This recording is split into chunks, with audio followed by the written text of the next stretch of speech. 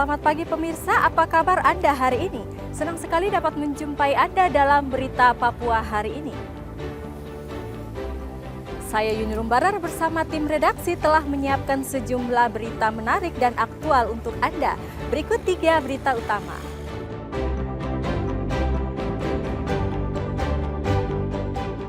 Motor yang hilang di kota Jayapura ditemukan kembali berkat sinyal GPS.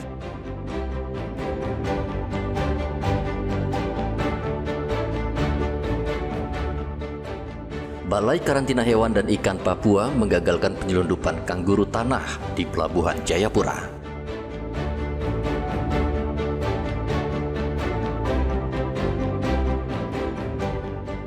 Sebanyak 302 calon jemaah haji asal Jayapura dilepas ke Tanah Suci lewat embarkasi Makassar.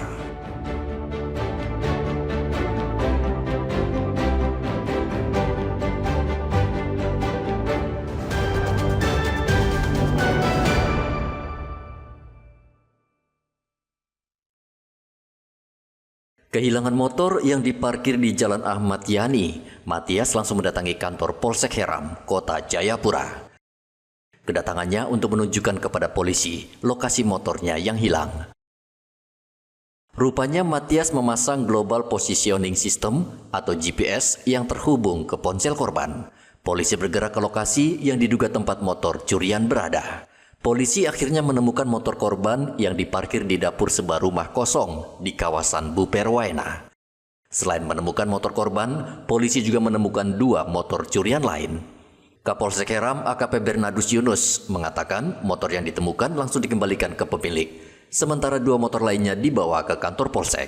Anggota menerima laporan, langsung sesaat itu juga anggota bertindak cepat menuju ke lokasi yang sesuai dengan alamat GPS motor tersebut. Sesampai di TKP, benar terdapat motor yang terpasang GPS ada di lokasi tempat persembunyian. Di lokasi yang sama juga dilakukan penggeledahan atau di lokasi sekitar area tempat persembunyian atau penimbunan motor-motor ditemukan 2 unit kendaraan yang dimana diduga hasil pencurian atau tindakan curanmor yang di wilayah Kota Jayapura. Dari kedua motor tersebut, 1 motor sudah diserahkan kepada pemiliknya yang ada terpasang GPS, 1 unit sudah diserahkan ke Polsek Moratami, yakni yang ada LP-nya. 1 unit masih ada di Polsek Heram. Kami masih melakukan pengecekan untuk mengetahui pemilik sebenarnya dari kendaraan tersebut. Polisi mengimbau warga yang kehilangan motor segera melapor ke Polsek Heram. Polisi juga masih menyelidiki pencuri motor karena diduga pelaku melarikan diri sebelum kedatangan polisi. Pengendara motor diimbau waspada karena saat ini pencurian motor marak di Kota Jayapura. Arthur melaporkan dari Kota Jayapura, Papua.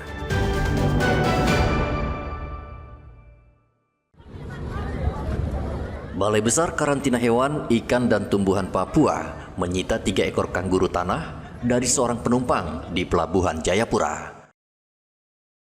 Petugas karantina menemukan 3 ekor kangguru tanah yang dikemas secara tidak layak di dalam 2 buah tas. Penumpang yang membawa kangguru tanah tidak ditahan, namun hanya diberi peringatan keras. Kangguru tanah itu akan diserahkan ke Balai Konservasi Hewan untuk dilepas liarkan. Kepala Balai Besar Karantina Hewan, Ikan dan Tumbuhan Papua, Lutfi Natsir, mengimbau warga tidak menyelundupkan satwa liar dan satwa yang dilindungi karena hukumannya bisa dipenjara. Pada saat ditemukannya hewan kangguru tanah oleh rekan-rekan kita, pejabat dari KP3 maupun pejabat dari Balai Besar Karantina Hewan Ikan Tumbuhan Papua dalam kondisi kurang bagus menurut pendekatan dari animal welfare maupun kesejahteraan hewan. Diharapkan nantinya pada saat diserahkan ke BKSDA dapat pulih kembali seperti sedia kala untuk dibebas liarkan.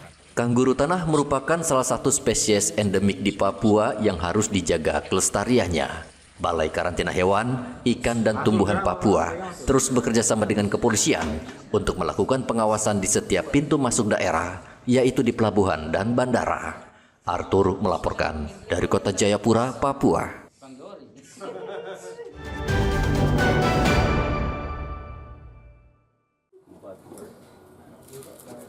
Peredaran narkoba di Merauke kini sangat mengkhawatirkan karena merasuk hingga ke pelajar. Polres Merauke meringkus pemakai dan pengedar ganja dari kalangan pelajar dan jumlahnya terus meningkat. Tidak hanya pelajar SMA, pengguna ganja juga di kalangan pelajar sekolah dasar. Polres Merauke sangat prihatin dengan kondisi ini karena jika tidak segera ditindak, masa depan anak-anak ini akan hancur. Untuk itu, Polres Merauke mengimbau orang tua untuk lebih ketat mengawasi anak-anak mereka dalam bergaul. Kami menghimbau kepada masyarakat, khususnya di Kota Merauke, yaitu orang tua yang memiliki anak yang mungkin masih remaja. Saya minta untuk melakukan pengawasan secara ketat terhadap anak-anaknya. Jadi kalau sudah jam 9 malam, anak-anaknya belum pulang, minta tolong untuk dicari.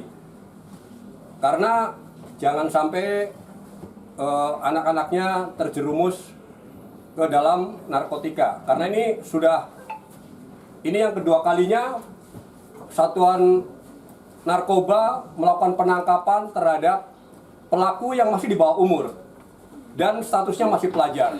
Jadi ini narkotika jenis ganja ini sudah beredar di kalangan anak-anak atau di kalangan pelajar. Selama ini menurut Sutejo, polisi terus memberikan imbauan kepada pelajar di bawah umur yang tertangkap menggunakan ganja. Namun ternyata imbauan itu tidak efektif karena pelajar kembali berurusan dengan polisi karena tertangkap lagi menggunakan dan mengedarkan ganja. Muhammad Ridwan melaporkan dari Merauke, Papua Selatan.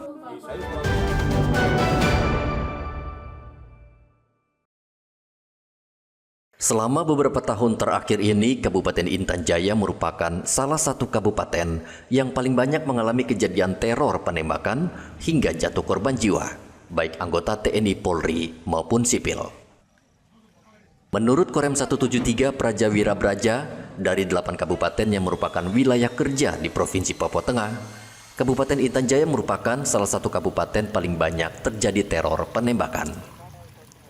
Dan Rem 173 Prajawira Braja, Brigjen Fritz Wilam Richard mengatakan teror penembakan merupakan salah satu aksi kekerasan dari kelompok yang berseberangan dengan negara untuk menunjukkan keberadaan mereka. Dan Rem menegaskan TNI Polri tidak akan mundur untuk mengamankan negara. Kita tidak bisa pungkiri dan lari dari kenyataan yang ada sekarang ini. Dari 8 kabupaten yang di bawah saya, memang dinamika konflik bersenjata ini lebih banyak di Intan Jaya. Ya, mungkin mereka selalu menunjukkan eksistensinya biar mendapat pengakuan dari dunia luar, kan seperti itu. Ya, itu salah satu pergerakan mereka untuk menunjukkan bahwa mereka eksis seperti itu. Sehingga banyak gerakan-gerakan yang mereka lakukan dan mereka ekspos, baik itu mungkin dari media sosial mereka yang ada maupun dari kelompok-kelompok mereka yang lain. Kita TNI tidak akan pernah mundur selangkah pun, ya. Apapun yang terjadi, ya kita namanya TNI tetap mempertahankan. Dan Rem mengakui operasi penumpasan kelompok separatis ini berat karena anggota menghadapi berbagai tantangan. Salah satunya, kelompok tersebut selalu menggunakan warga sipil sebagai tameng, sehingga situasinya sangat dilematis. Dari Mimika, Papua Tengah, Igobat Momolin melaporkan.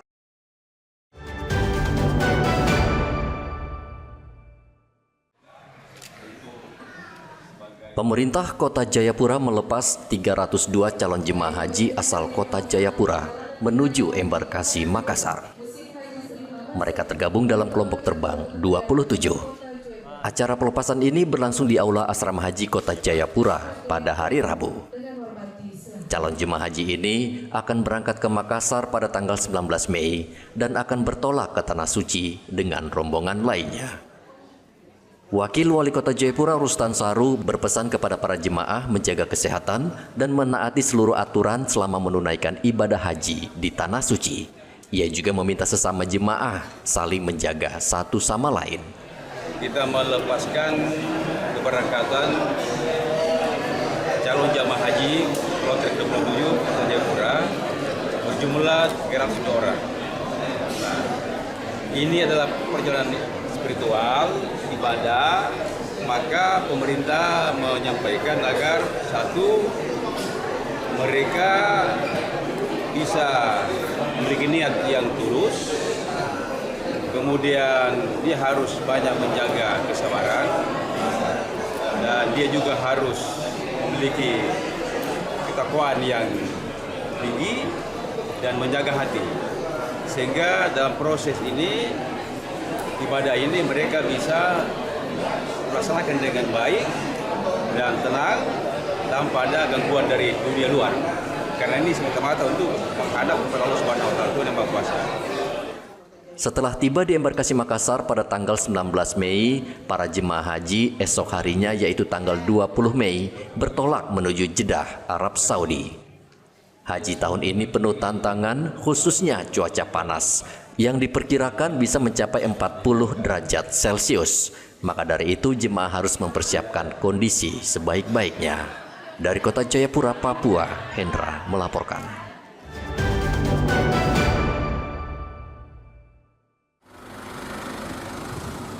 Pemkab Merauke, Papua Selatan berusaha menangani masalah sampah yang akhir-akhir ini mendapat sorotan dari masyarakat. Pemkab berencana akan membeli 2 unit truk sampah, mengingat armada truk pengangkut sampah saat ini jumlahnya tidak sebanding dengan volume sampah yang terus bertambah. Selain itu, Pemkab juga akan mencari lahan kosong untuk menampung sampah, sehingga tidak lagi menumpuk di sejumlah tempat di kota Merauke. Wakil Bupati Merauke Fauzuniyah mengatakan pemerintah daerah serius mencari jalan keluar untuk mengatasi masalah sampah di Merauke. Tahun ini sudah kami anggarkan 2 unit armada dan juga untuk pembelian lahan pembuangan sampah di Kabupaten Merauke di dalam anggaran tahun ini. Sebetulnya kan sudah diatur di yang lalu ya, tetapi nanti kami coba lihat kembali kalau memang dibutuhkan, pasti kita juga akan membuat aturan yang lebih pasti, dan bagaimana masyarakat juga harus mengikuti aturan yang ada. Karena di dalam Undang-Undang Sampah sendiri kan juga sudah diatur terkait dengan hukuman dan sanksi bagi masyarakat yang memang membuang sampah dengan sesukanya. Apalagi ini di fasilitas umum, bukan fasilitas pribadi atau tidak untuk jalan lewat. Saat ini Pemkab Merauke memiliki 2 tempat pengolah sampah, yakni di Jalan Doremkai dan di kawasan Lepro, Merauke. Namun persoalan sampah di Merauke hingga kini belum ada solusi karena volume sampah bertambah ditambah tingkat kesadaran masyarakat terhadap kebersihan yang masih rendah. Muhammad Ridwan melaporkan dari Merauke, Papua Selatan.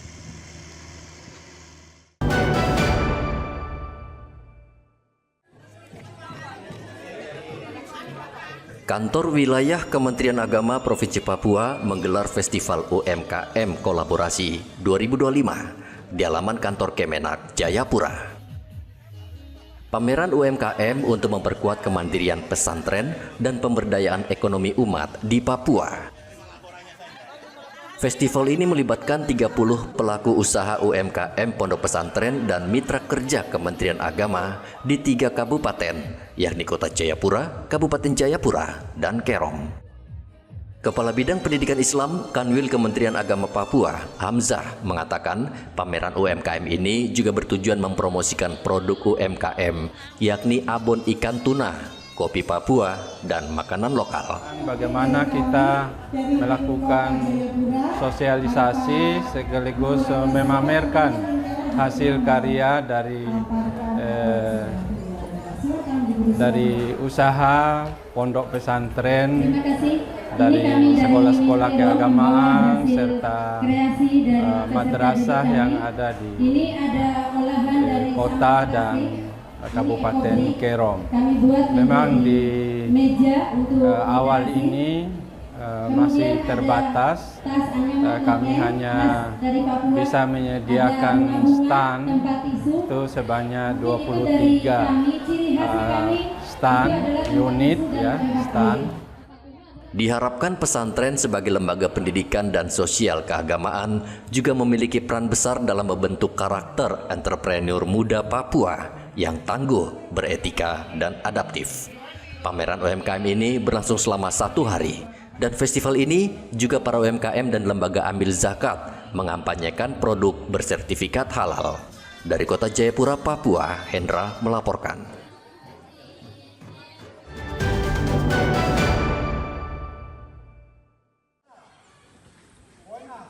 TNI Manunggal Membangun Desa ke-124 atau TMMD kembali membantu masyarakat dengan membangun Kampung Pigapu di Distrik Iwaka, Kabupaten Mimika. Kali ini sasarannya adalah membangun rumah layak huni untuk warga setempat. Bupati Mimika Johannes Retop mengatakan ia mendukung TMMD karena kegiatan ini membantu percepatan pembangunan di kampung atau wilayah tertinggal. Untuk itu, pemerintah sudah menyiapkan daerah terpencil untuk sasaran TMMD di wilayah perbatasan antar kabupaten. TNI akan membangun 5 rumah dan merehabilitasi bangunan gereja, membangun MCK, serta memberikan bantuan alat jaring dan alat pertanian, serta bibit kepada kelompok tani. Ke depan, saya berharap kita akan terus melaksanakan TMMD bekerjasama dengan Kodim, TNI, untuk bisa melaksanakan pada daerah-daerah yang kemudian nanti kita bersama-sama menentukan sesuai dengan apa yang kita pikirkan bersama di titik-titik mana. Melalui kegiatan ini kita tidak hanya membangun sarana fisik seperti jalan, jembatan yang tadi dilaporkan dan fasilitas umum lainnya, tetapi juga membangun secara khusus untuk kesadaran semangat gotong royong serta mempererat persatuan dan kesatuan bangsa. Untuk keseluruhan ada di Kampung Pigapu, kemudian ada juga untuk mendukung program unggulan Kasat, yaitu kita membangun 5 unit sumur bor dan MCK. Kemudian selain itu ada juga kita nanti rehab gereja sebagai overprestasi kita, termasuk jembatan dari rumah ke pinggir itu, karena kan di sini kan untuk tipe rumahnya itu kan rumah panggung, kemudian dari tepi jalan itu lumayan cukup jauh, makanya kita juga akan bangun juga untuk jembatan penghubungnya. Untuk sasaran non fisik itu ada beberapa penyuluhan sama pembekalan, ya intinya itu mengedukasi masyarakat, baik itu masalah hukum, kemudian kesehatan, termasuk ajakan untuk mereka, karena kan kita lihat di Mimika ini rata-rata masalah kayak minuman keras itu yang jadi sumber dari permasalahan. Makanya kita akan mengedukasi, termasuk juga nanti kita penyuluhan tentang bagaimana pemanfaatan hasil laut, karena masyarakat Pigapu ini kan rata-rata nelayan. Dalam kegiatan TMMD ini, TNI juga akan memberikan penyuluhan tentang kesehatan, stunting, hingga bahaya narkoba. Dari Mimika, Papua Tengah, Igobat Momolin melaporkan. Informasi tadi sekaligus menutup jumpa kita dalam berita Papua hari ini. Saya Yuni Rumbarar dan tim redaksi yang bertugas mengucapkan terima kasih atas perhatian Anda. Selamat pagi dan sampai jumpa Wanyanggi.